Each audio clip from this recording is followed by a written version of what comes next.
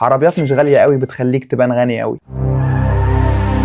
اول عربيه هي بي ام دبليو 318 الاف 30. جيل الاف 30 عامه شكله لسه ما قدمش، وهي طبعا بتيجي بنفس شكل 320 و340، بس في منها حالات بتتباع تحت المليون جنيه، وده بسبب طبعا ان هي بتيجي بالموتور 1500 سي سي الثلاثه سلندر. ناس كتير جدا مش بتحبه بالذات في بي ام دبليو، فهي عربيه شكلها زي 320 و340، ممكن تشتريها بتحت المليون، ولا كمان عملت لها دي بادجنج ومبقاش فيها علامات، فمعظم الناس هتتلخبط. تاني عربيه هي الجاكور الاف تايب. هتشوفها من بعيد تقول بس دي فيراري، العربيه دي ب 20 30 مليون جنيه، مع ان في حقيقه الامر لو جبتها موديل 2016 2017 هتجيبها تحت ال 3 مليون جنيه. وبنوه تاني، مش معنى كلامي ان العربيات دي رخيصه، ما لو عربيه بمليون بتديك ايحاء ان هي ب 5 مليون، ده مش معناه ان المليون قليل، ده معناه ان هي شكلها اغلى من قيمتها او بتديك قيمه اعلى من قيمتها. تالت عربيه الالفا روميو اس جو. العربيه دي انا بشكل شخصي بموت فيها شكلا وموضوعا واداء وكل حاجه فيها بحبها. العربيه كده تحسها واجهه رهيبه، اول ما تخش عليها على اي حد يقول لك ايه العربيه الجامده دي، وسعرها في المستعمل مش غالي قوي، ممكن بمليون ونص مليون و700 تشتري لك حاله مش وحشه 2020 2021 كده. واخر عربيه معانا هي البيجو 508 الشكل الفاتح. العربيه دي يا جماعه بالنسبه لي احلى شكل عربيه سيدان اخر 10 سنين، مستحيل حد يشوفها كده من بعيد سواء بيحب العربيات او لا، ولد او بنت فاهم مش فاهم وهيقول لك ايه العربيه الجامده دي. فمن غير ما اطول عليك قول طول يا ابو صفاصيف. طبعا السلسله دي دايما بعملها للهزار والترفيه، انما انت عمرك ما تشتري عربيه عشان تتمنظر بيها او تثبت لحد حاجه. العربيه تشتريها بس لو انت مقتنع بيها. ولو عجبك الفيديو وبتحب العربيات ما تنساش تعمل فولو او سبسكرايب.